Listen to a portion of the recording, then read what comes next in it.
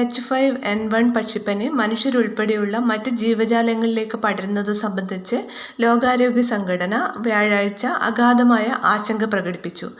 മനുഷ്യരിൽ നിന്ന് മനുഷ്യരിലേക്ക് വ്യാപിച്ചതിന് ഇതുവരെ തെളിവുകളൊന്നുമില്ലെങ്കിലും മൃഗങ്ങളുമായുള്ള സമ്പർക്കത്തിലൂടെ രോഗം ബാധിച്ചവരിൽ മരണനിരക്ക് ഭയാനകമാം വിധം ഉയർന്നതാണ്. കഴിഞ്ഞ 15 മാസത്തിനിടെ ലോകാരോഗ്യ സംഘടന 23 രാജ്യങ്ങളിൽ 889 മനുഷ്യക്കേസുകൾ രേഖപ്പെടുത്തി. അതിന്റെ ഫലമായി 463 മരണങ്ങൾ സംഭവിച്ചു. ഇത് 52% ആശങ്കാജനകമായ മരണനിരക്കിന് തുല്യമാണ്. 8 സംസ്ഥാനങ്ങളിൽ കണ്ടെത്തിയ കന്നുകാലികളിൽ ഉയർന്ന രോഗകാരിയായ ഏവിയൻ ഇൻഫ്ലുവൻസയുടെ ആവിർഭാവം ഒരു വികാസത്തെ അടയാളപ്പെടുത്തുന്നു. വൈറസ് സസ്തനികളിലേക്ക് തുളച്ചു കയറുന്നതിനാൽ മനുഷ്യരിലേക്കുള്ള അപകടസാധ്യത വർദ്ധിക്കുന്നതായി ലോകാരോഗ്യ സംഘടന മുന്നറിയിപ്പ് നൽകി. കേരളത്തിലെ ആലപ്പുഴ ജില്ലയിൽ 2ഇടങ്ങളിൽ H5N1 പനിബാധ സ്ഥിരീകരിച്ചു.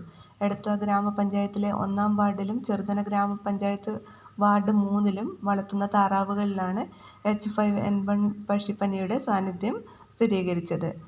പക്ഷിപ്പനി ലക്ഷണങ്ങളുടെ താറാവുകളുടെ സാമ്പിളുകൾ പരിശോധനയ്ക്കായി ഭോപ്പാൽ ലാബിലേക്ക് അയച്ചപ്പോഴാണ് അണുബാധ സ്ഥിരീകരിച്ചതെന്ന് റിപ്പോർട്ട് ചെയ്തിട്ടുണ്ട്. വീഡിയോ ഷെയർ ചെയ്യാൻ മറക്കരുത്.